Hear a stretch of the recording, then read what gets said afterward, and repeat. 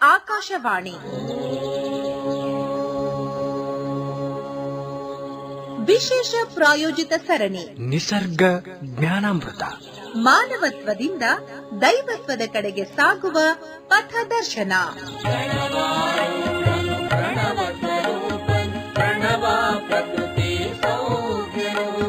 ಪ್ರಾಯೋಜಕರು ವೈದ್ಯ ಸಂಗಣ್ಣ ಯೋಗ ಮತ್ತು ನಿಸರ್ಗೋಪಚಾರ ಕೇಂದ್ರ, ಶ್ರೀ ಗುರು ಬಸವ ಮಹಾಮನೆ, ಮನಗುಂಡಿ, ಧಾರವಾಡ. ನಿಸರ್ಗ ಜ್ಞಾನಾಮೃತ.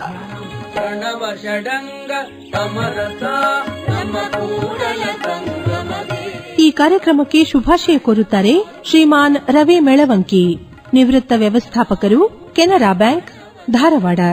ಪ್ರಣವಾರೂಢನು ಪ್ರಣವ ಸ್ವರೂಪನು ಪ್ರಣವ ಪ್ರಕೃತಿ ಸೌಖ್ಯನು ಪ್ರಣವ ಪ್ರಕೃತಿ ಸೌಖ್ಯನು ಪ್ರಣವ ಪ್ರಕೃತಿ ಸೌಖ್ಯನು. ಆತ್ಮೀಯ ಕೇಳುಗರೆ, ತಮ್ಮೆಲ್ಲರಿಗೂ ನಮಸ್ಕಾರ. ನಿಸರ್ಗ ಜ್ಞಾನಾಮೃತ, ಮಾನವತ್ವದಿಂದ ದೈವತ್ವದೆಡೆಗೆ ಸಾಗುವ ಪಥದರ್ಶನ ಕಾರ್ಯಕ್ರಮ ಸರಣಿಗೆ ಸ್ವಾಗತ. ಧಾರವಾಡ ತಾಲೂಕು ಮನಗುಂಡಿಯ ವೈದ್ಯ ಸಂಗಣ ಮತ್ತು ನಿಸರ್ಗೋಪಚಾರ ಕೇಂದ್ರದ ಶ್ರೀ ಬಸವಾನಂದ ಸ್ವಾಮೀಜಿಯವರು ಸ್ಟುಡಿಯೋದಲ್ಲಿದ್ದಾರೆ. ನಮಸ್ಕಾರ ಸ್ವಾಮೀಜಿ. ನಮಸ್ಕಾರ ಮೇಡಮ್. ನಮ್ಮ ಎಲ್ಲ ಕೇಳುಗರು ನಿಸರ್ಗ ಜ್ಞಾನಾಮೃತ ಕಾರ್ಯಕ್ರಮವನ್ನು ಕೇಳ್ತಾ ಇದ್ದಾರೆ, ಪತ್ರಗಳನ್ನು ಬರೀತಾ ಇದ್ದಾರೆ, ತಮ್ಮ ಅನಿಸಿಕೆಗಳನ್ನ ತಿಳಿಸ್ತಾ ಇದ್ದಾರೆ. ಹಿಂಗೆ ಈ ಕಾರ್ಯಕ್ರಮ ತುಂಬಾ ಅದ್ಭುತವಾಗಿ ಮೂಡಿ ಬರ್ತಾ ಇದೆ ಅಂತ ಹೇಳಿ ಎಲ್ಲರ ಅನಿಸಿಕೆಯಾಗಿದೆ. ನಾವು ಹಿಂದಿನ ವಾರ ಆಸನಗಳ ಬಗ್ಗೆ ತಿಳ್ಕೊಳ್ತಾ ಇದ್ವಿ. ಆಸನಗಳನ್ನ ಮಾಡೋದಕ್ಕೆ ಗುರುಗಳ ಮಾರ್ಗದರ್ಶನ ಇರಲೇಬೇಕು ಅನ್ನೋದನ್ನ ಕೂಡ ನೀವು ಹೇಳ್ತಾ ಇದ್ರಿ. ಈಗ ಕೆಲವರೆಲ್ಲ ವಾಕಿಂಗ್ ಹೋಗಿ ಬಂದಿರಬಹುದು. ನಿಜವಾಗ್ಲೂ ವಾಯುವಿಹಾರ ಆರೋಗ್ಯಕ್ಕೆ ತುಂಬಾನೇ ಉತ್ತಮ ಅಂತ ಹೇಳಿದ್ರಿ ನೀವು. ಇವತ್ತು ತಾವೇನ್ ಹೇಳ್ಬೇಕಂತೀರಿ? ಪ್ರಾಣಾಯಾಮದ ಬಗ್ಗೆ ಮೇಡಮ್. ಅಂದ್ರೆ ಆಸನ ಆದ್ಮೇಲೆ ಮುಂದಿನ ಹಂತ ಪ್ರಾಣಾಯಾಮ. ಈ ಪ್ರಾಣಾಯಾಮದ ಬಗ್ಗೆ ನಾವು ವಿಸ್ತಾರವಾಗಿ ತಿಳ್ಕೊಳ್ಬೇಕು. ಬಹಳ ಮುಖ್ಯವಾದಂತಹ ಒಂದು ಪದ್ಧತಿ ಇದು. ಮತ್ತು ಮಾನವ ಮಹಾಮಾನವನಾಗಬೇಕಾದ್ರೆ ಓದೋದು, ಆಮೇಲಿಂದ ಧ್ಯಾನ, ದಾನ, ತಪಸ್ಸು ಎಲ್ಲವೂ ಬೇಕು ನಿಜ. ಆದ್ರೆ ಎಲ್ಲದೂ ಮಾಡಿ ಪ್ರಾಣಾಯಾಮದ ಬಗ್ಗೆ, ಅವನ ಸಾಧನೆ ಬಗ್ಗೆ ಗಮನ ಕೊಡದೆ ಹೋದ್ರೆ ಇವೆಲ್ಲವೂ ಕೂಡ ವ್ಯರ್ಥ ಆಗ್ಬಿಡೋ ಸಾಧ್ಯತೆ ಇರುತ್ತೆ. ಆದ್ರಿಂದ ಪ್ರಾಣವನ್ನ ನಿಲ್ಲಿಸೋದು, ಪ್ರಾಣವನ್ನ ಕ್ರಮಗೊಳಿಸೋದು ಮತ್ತು ಪ್ರಾಣಾಯಾಮವನ್ನು ಮಾಡೋದು ಬಹಳ ಅಗತ್ಯ ಇದೆ. ಅದು ಎಲ್ರಿಗೂ ಬೇಕು. ಈಗ ನಾನು ಹೇಳಿದೆ, ಆಸನಗಳು ರೈತರಿಗೆ ಅಷ್ಟ ಅಗತ್ಯ ಇಲ್ಲ, ಶ್ರಮ ಪಡ್ತಕ್ಕಂಥವ್ರಿಗೆ ಆಸನಗಳು ಅಗತ್ಯ ಇಲ್ಲ. ಅವರು ವಾಕಿಂಗ್ ಮಾಡಿದ್ರೆ ಸಾಕು ಅಥವಾ ಬೇಸಾಯ ಮಾಡಿದ್ರೆ ಸಾಕು, ಅವ್ರ ದೇಹ ಗಟ್ಟಿ ಆಗ್ಬಿಡುತ್ತೆ. ನಮಗಿಂತ ಗಟ್ಟಿ ಇರ್ತಾರ ಅವರು, ಯೋಗ ಮಾಡೋರ್ಗಿಂತಲೂ ಗಟ್ಟಿ ಇರ್ತಾರೆ. ಆದ್ರೆ ಪ್ರಾಣಾಯಾಮವನ್ನ ರೈತ ಕೂಡ ರೂಢಿಸ್ಕೋಬೇಕು. ಅಥವಾ ಅವ್ನ ನಿದ್ದೆಲೆ ಪ್ರಾಣಾಯಾಮ ಮಾಡ್ಬಿಡ್ಬಹುದು. ರೈತನ ಒಳ್ಳೆ ನಿದ್ದೆ ಬರ್ತದೆ. ಹೇಳ್ತಾರೆ, ಸಿದ್ದರಾಮೇಶ್ವರರು ಕೂಡ ಒಂದು ವಚನ ಮೇಲೆ ಹೇಳ್ತಾರೆ, ಹೊಲದಲ್ಲಿ ದಣಿದು ಅವನು ಮಲಗ್ತಾನಲ್ಲ, ಅಂತ ನಿದ್ದೆ ನನಗ್ ಬರ್ಲಿ, ಅಂತ ಒಂದು ಅನುಗ್ರಹ ನಿನ್ನಿಂದ ದೇವ್ರಿಗೆ ಬರ್ಲಿ ನನಗೆ ಅಂತ ದೇವ್ರಿಗೆ ಪ್ರಾರ್ಥಿಸ್ತಾರ ಅವರು. ಒಂದು ಮಗು, ತಾಯಿಯ ಎರೆದು ಮಲಗಿಸಿರೋ ಮಗು ಮತ್ತು ಹೊಲದಲ್ಲಿ ಚೆನ್ನಾಗಿ ದುಡಿದಂತ ರೈತ, ಇವೆರಡನ್ನು ಹೋಲಿಕೆ ಕೊಡ್ತಾರ ಅವ್ರು. ಅಂದ್ರೆ ಧ್ಯಾನ ಅಂದ್ರೆ ಅವರಿಬ್ರಿಗೂ ಯಾವ ಆನಂದ ಸಿಗುತ್ತಲ್ಲ, ಆ ಆನಂದ ನಮಗೆ ಯೋಗದಲ್ಲಿ ಸಿಗಬೇಕು.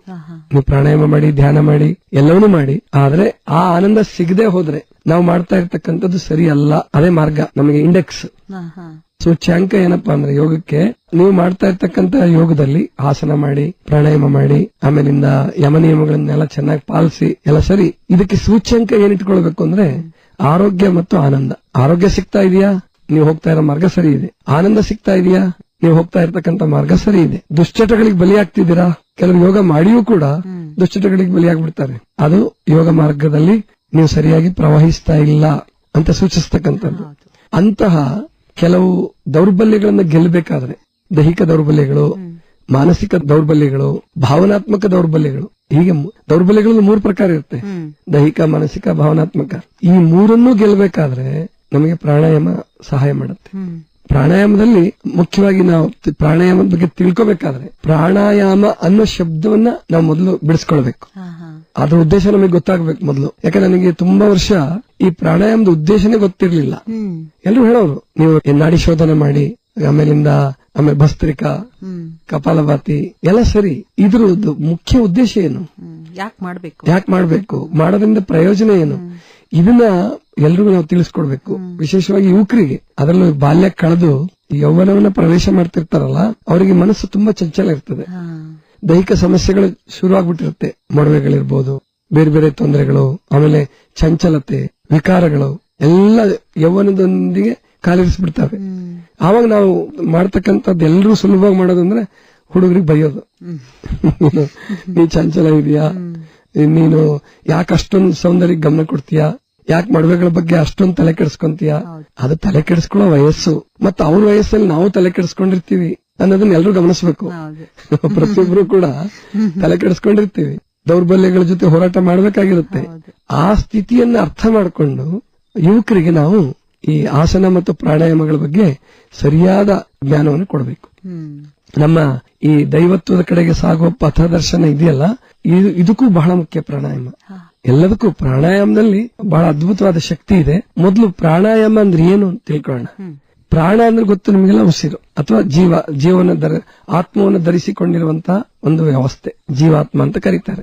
ಆತ್ಮ ಜೀವದ ಜೊತೆಗೆ ಬರ್ತಾಗ ಅಥವಾ ಜೀವ ಆತ್ಮ ಜೊತೆ ಬರ್ತಾಗ ಅದಕ್ಕೆ ಜೀವಾತ್ಮ ಅಂತ ಕರೀತಾರೆ. ಪ್ರಾಣ, ಅದಕ್ಕೆ ಪ್ರಾಣ ಅಂತಾನು ಕರೀತಾರೆ. ಪ್ರಾಣ ಪ್ಲಸ್ ಆಯಾಮ. ಆಯಾಮ ಅಂದ್ರೆ ದೀರ್ಘಗೊಳಿಸೋದು, ವಿಸ್ತೀರ್ಣಗೊಳಿಸೋದು. ಈಗ ಸಾಮಾನ್ಯ ನಾವು ಉಸಿರಾಟ ಮಾಡ್ತೀವಿ, ಉಸಿರಾಟ ಮಾಡುವಾಗ ಗೊತ್ತೇ ಆಗಲ್ಲ ಉಸಿರಾಟ. ನಿಮ್ಗೆಲ್ಲದೂ ಗೊತ್ತಾಗತ್ತೆ. ನೀರ್ ಕುಡಿಯೋದು ಗೊತ್ತು, ಊಟ ಮಾಡೋದು ಗೊತ್ತು, ಊಟಕ್ಕೆ ಹಸಿವಾತು ಅಂತ ಹೇಳುತ್ತೆ ಹೊಟ್ಟೆ, ಬಾಯಾರಿಕೆ ಆಯ್ತು ಅಂತ ನಾಲ್ಗೆ ಹೇಳುತ್ತೆ, ನೀರ್ ಕುಡಿಬೇಕು ಅಂತ ಅಪೇಕ್ಷೆ ಆಗತ್ತೆ, ಆಮೇಲೆ ಒಳ್ಳೊಳ್ಳೇದು ತಿನ್ಬೇಕು ಅಂತ ಮೂಗು ವಾಸನೆ ಮೂಲಕ ನಿನಗೆ ರೆಡಿ ಆಗ್ತಿದೆ ಊಟ ಅಂತ ಮೂಗು ಕೂಡ ಹೇಳುತ್ತೆ. ಆದ್ರೆ ಉಸಿರಾಡೋದು ಯಾರಿಗೂ ಗೊತ್ತಾಗಲ್ಲ, ಗಮನಿಸೋದು ಇಲ್ಲ ಬಹಳ ಜನ. ಮತ್ತೆ ಎಷ್ಟೋ ಅನಾರೋಗ್ಯಕ್ಕೆ, ಅನೇಕ ರೋಗಗಳಿಗೆ, ದೈಹಿಕ ರೋಗಗಳಿಗೆ, ಮಾನಸಿಕ ರೋಗಗಳಿಗೆ ನಮ್ಮ ಸರಿಯಾದ ಉಸಿರಾಟ ಇಲ್ದಿರೋದೇ, ಉಸಿರಾಟದ ಒಂದು ಕ್ರಮ ಇಲ್ದಿರೋದೇ ಕಾರಣ ಆಗಿರುತ್ತೆ. ಅದನ್ನ ಯಾರು ಪ್ರಾರಂಭದಲ್ಲಿ ಹೇಳ್ಕೊಡಲ್ಲ, ತಾಯಿ ತಂದೆಗಳು ಕೂಡ ಹೇಳ್ಕೊಟ್ಟಿರಲ್ಲ. ಯಾಕೆ ಪಾಪ ಅವ್ರ ತಾಯಿ ತಂದೆಗಳು ಅವ್ರಿಗೆ ಹೇಳ್ಕೊಟ್ಟಿರಲ್ಲ. ಆದ್ರಿಂದ ನಾವು ತಿಳ್ಕೊಳ್ಬೇಕು, ಪ್ರಾಣ ಅನ್ನುವಂತಹದ್ದು ಬಹಳ ಮುಖ್ಯವಾದದ್ದು. ಕೇವಲ ಉಸಿರಾಟದ ಮೂಲಕ ನಮಗೆ ಪ್ರಾಣಶಕ್ತಿ ಸಾಕಾಗಲ್ಲ, ಅದಕ್ಕೆ ದೀರ್ಘವಾದ ಉಸಿರಾಟ ಬೇಕು. ಅದನ್ನ ಪರಮಾತ್ಮ ನಿದ್ರೆಯಲ್ಲಿ ಪೂರೈಸ್ತಾನೆ. ನಿದ್ರೆಯಲ್ಲಿ ಪೂರೈಕೆ ಆಗುತ್ತೆ. ನೀವು ನಿದ್ರೆಯಲ್ಲಿ ಪ್ರಾಣಾಯಾಮ ಮಾಡ್ತೀರಾ ಪ್ರತಿಯೊಬ್ರು ಕೂಡ. ಅದರಲ್ಲೂ ದೀರ್ಘ ನಿದ್ರೆ, ಗಾಢ ನಿದ್ರೆ ಬರುತ್ತಲ್ಲ, ಚೆನ್ನಾಗಿ ಗೊರಕೆ ಹೊಡಿತಿರ್ತಾರಲ್ಲ, ಅವ್ರದಂತ ಪ್ರಾಣಾಯಾಮ ಅಂತ ಹೇಳಬೇಕು. ಅವ್ರದ್ದು ಗೊತ್ತಿಲ್ಲದೆ ಮಾಡ್ತಾ ಇರ್ತಕ್ಕಂಥ ಪ್ರಾಣಾಯಾಮ ಅದು. ಅಲ್ಲಿ ಚೆನ್ನಾಗಿ ಉಸಿರಾಟ ಮಾಡ್ತಿರ್ತಾರೆ. ಅದಕ್ಕೆ ಅವರು ಎದ್ದ ಮೇಲೆ ಯಾರು ಒಳ್ಳೆ ನಿದ್ದೆ ಮಾಡ್ತಾರೋ ಅವ್ರಿಗೆ ಖುಷಿ ಇರ್ತದೆ. ಆದ್ರೆ ಕೆಲವರು ದೀರ್ಘ ನಿದ್ದೆ ಮಾಡಿದ್ರು ಖುಷಿ ಇರಲ್ಲ. ಅಲ್ಲಿ ಮಾನಸಿಕ ಸಮಸ್ಯೆ ಇದೆ ಅಂತ ತಿಳ್ಕೋಬೇಕು. ಅನ್ಸಿದೆ ಅವ್ರಿಗೆ 7-8 ತಾಸು ಮಲಗಿದ್ದಾರೆ, ಮೈ ಮರೆತು ಮಲಗಿದ್ದಾರೆ, ಆದ್ರೆ ಎದ್ದ ಮೇಲೆ ಹರ್ಷ ಇರೋದಿಲ್ಲ. ಹಂಗೆ ಹರ್ಷ ಇಲ್ಲ ಅಂದ್ರೆ ಅವ್ರು ತಿಳ್ಕೋಬೇಕು ನಂದು ಏನೋ ಸಮಸ್ಯೆ ಇದೆ. ಅವಾಗ ನೀವು ಯೋಗ ಗುರುಗಳನ್ನ ಅಥವಾ ನಿಮ್ಮ ವೈದ್ಯರುಗಳನ್ನ ನೀವು ಸಂಪರ್ಕಿಸಲೇಬೇಕು. ಅವ್ರ ಜೊತೆ ಮಾತಾಡ್ಕೊಳ್ಬೇಕು. ನೀವು ಮಾತಾಡ್ಕೊಂಡು ಮೊದಲು ಸಮಸ್ಯೆನ ಗುರುತಚ್ಚಬೇಕು, ಅದನ್ನ ತಿಳ್ಕೋಬೇಕು. ಹೀಗೆ ಪ್ರಾಣಾಯಾಮ ಅಂತಂದ್ರೆ ಒಟ್ಟಾರೆ ತಿಳ್ಕೊಳ್ಳಿ, ದೀರ್ಘವಾದ ಉಸಿರಾಟ. ಆಮೇಲೆ ಉಸಿರಾಟ ಅಂದ್ರೆ ಬರೀ ಜಡವಾದ ಗಾಳಿ ಅಲ್ಲ, ಅದನ್ನ ಅರ್ಥ ಮಾಡ್ಕೊಳ್ಳಿ. ನಾವು ಉಸಿರಾಡ್ತಕ್ಕಂಥ ಗಾಳಿಯಲ್ಲಿ ಕೇವಲ ಜಡವಾದ ಕೆಲವು ಗ್ಯಾಸಸ್ ಅಷ್ಟೇ ಇರೋದಿಲ್ಲ, ಅದರಲ್ಲಿ ವಿಶ್ವ ಪ್ರಾಣಶಕ್ತಿ ಇರ್ತದೆ. ಪರಮಾತ್ಮನ ಶಕ್ತಿನೇ ಅದರಲ್ಲಿ ಅಡಕವಾಗಿದೆ. ಗಾಳಿ ಅಂದ್ರೆ ಬರೀ ಗಾಳಿ ಅಲ್ಲ. ನಮ್ಮ ಕುವೆಂಪು ಅವ್ರ ಒಂದ್ ಕಡೆ ಹೇಳ್ತಾರೆ, ರವಿ ಅದು ಬರೀ ರವಿ ಅಲ್ಲವೋ, ದೇವರ ದಯೆ ಕಾಣೋ, ಸೂರ್ಯೋದಯ ಚಂದ್ರೋದಯ ದೇವರ ದಯೆ ಕಾಣೋ. ಅಂದ್ರೆ ಬಿಸಿಲಾಗ್ಲಿ, ಗಾಳಿ ಆಗ್ಲಿ, ನೀರಾಗ್ಲಿ ಅವನ್ನ ಕೇವಲ ಜಡ ವಸ್ತುಗಳು ಅಂತ ನೋಡಬಾರ್ದು ಯಾರು.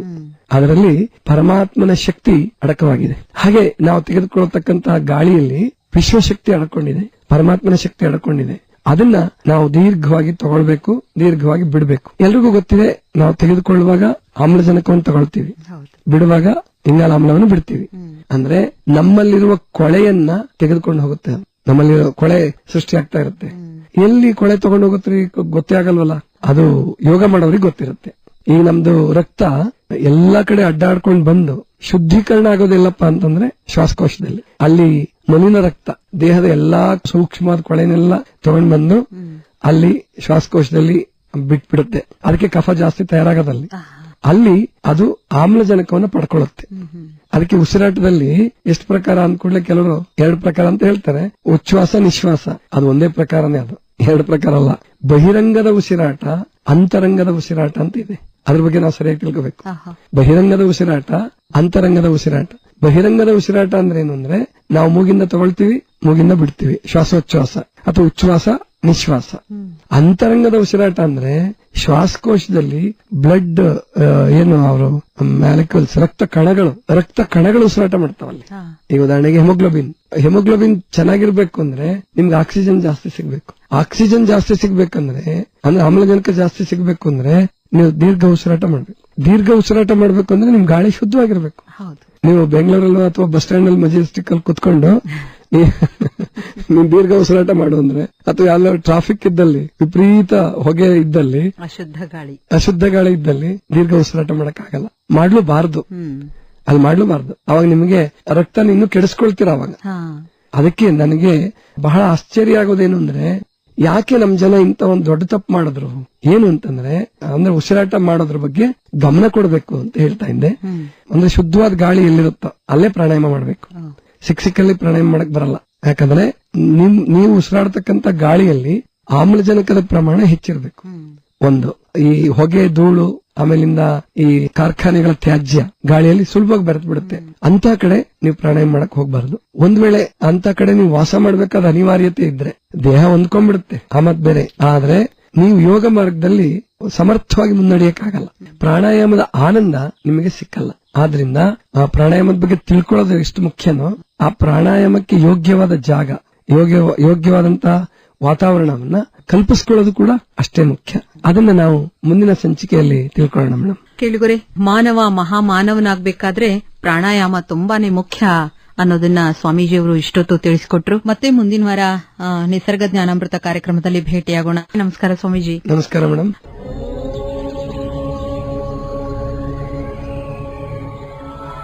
ಇದುವರೆಗೆ ಶ್ರೀ ಗುರು ಬಸವ ಮಹಾಮನೆ ನಿಸರ್ಗ ಜ್ಞಾನಾಮೃತ ಮಾನವತ್ವದಿಂದ ದೈವತ್ವದ ಕಡೆಗೆ ಸಾಗುವ ಪಥದರ್ಶನ ವಿಶೇಷ ಪ್ರಾಯೋಜಿತ ಸರಣಿ ಕಾರ್ಯಕ್ರಮ ಪ್ರಸಾರವಾಯಿತು.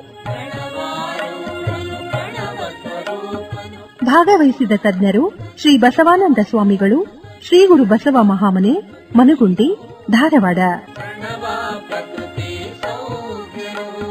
ಈ ಕಾರ್ಯಕ್ರಮಕ್ಕೆ ಶುಭಾಶಯ ಕೋರುತ್ತಾರೆ ಶ್ರೀಮಾನ್ ರವಿ ಮೆಳವಂಕಿ, ನಿವೃತ್ತ ವ್ಯವಸ್ಥಾಪಕರು, ಕೆನರಾ ಬ್ಯಾಂಕ್, ಧಾರವಾಡ. ನಿರೂಪಣೆ ಜಿ ಸುರೇಖಾ ಸುರೇಶ್. ನಿರ್ಮಾಣ ನೆರವು ಶೈಲಜಾ ರಾಜ್ಕುಮಾರ್. ಪ್ರಣವ ಷಡಂಗ ಸಮರಸ ನಮ್ಮ ಕೂಡಲ ಸಂಗಮ ದೇವರು. ಶ್ರೀ ಗುರು ಬಸವ ಮಹಾಮನೆ ನಿಸರ್ಗ ಜ್ಞಾನಾಮೃತ. ಈ ಕಾರ್ಯಕ್ರಮದ ಪ್ರಾಯೋಜಕರು ವೈದ್ಯ ಸಂಗಣ್ಣ ಯೋಗ ಮತ್ತು ನಿಸರ್ಗೋಪಚಾರ ಕೇಂದ್ರ, ಶ್ರೀ ಗುರು ಬಸವ ಮಹಾಮನೆ, ಮನಗುಂಡಿ, ಧಾರವಾಡ. ಒತ್ತಡದ ಜೀವನ, ಕಲಬೆರಕೆ ಆಹಾರ, ವ್ಯಾಯಾಮ ರಹಿತ ಬದುಕು, ವೈಜ್ಞಾನಿಕ ಸಾಧನಗಳ ದುರ್ಬಳಕೆ, ಇವುಗಳಿಂದ ಉಂಟಾದ ಬೊಜ್ಜು, ಮೂಲವ್ಯಾಧಿ, ಅಪೆಂಡಿಕ್ಸ್, ಟ್ಯಾನ್ಸಿಲಿಟಿಸ್, ಮಧುಮೇಹ, ರಕ್ತದೊತ್ತಡ, ಹೃದ್ರೋಗ, ಮೂತ್ರಕೋಶ, ಪಿತ್ತಕೋಶದಲ್ಲಿ ಕಲ್ಲು, ಮೈಗ್ರೇನ್, ಚರ್ಮ ರೋಗ, ಕ್ಯಾನ್ಸರ್, ಸೋರಿಯಾಸಿಸ್ ಮುಂತಾದ ರೋಗಗಳನ್ನು ಯಾವುದೇ ಮದ್ದುಗಳಿಲ್ಲದೆ ಯೋಗ ಮತ್ತು ನಿಸರ್ಗೋಪಚಾರದಿಂದ ವಾಸಿ ಮಾಡಿಕೊಳ್ಳಲು ಸಂಪರ್ಕಿಸಿ 9448100282 ಮತ್ತು 8073979683. ಹೆಚ್ಚಿನ ಜ್ಞಾನಕ್ಕಾಗಿ ಮನಗುಂಡಿ ಆರೋಗ್ಯಶ್ರೀ ಯೂಟ್ಯೂಬ್ ಚಾನೆಲ್ಗೆ ಭೇಟಿ ಕೊಡಿ. ಧಾರವಾಡ ಕೇಂದ್ರದಲ್ಲಿ ಸಿದ್ಧಪಡಿಸಲಾದ ಈ ಕಾರ್ಯಕ್ರಮ ಕಲಬುರಗಿ ಕೇಂದ್ರದಿಂದಲೂ ಪ್ರಸಾರವಾಯಿತು.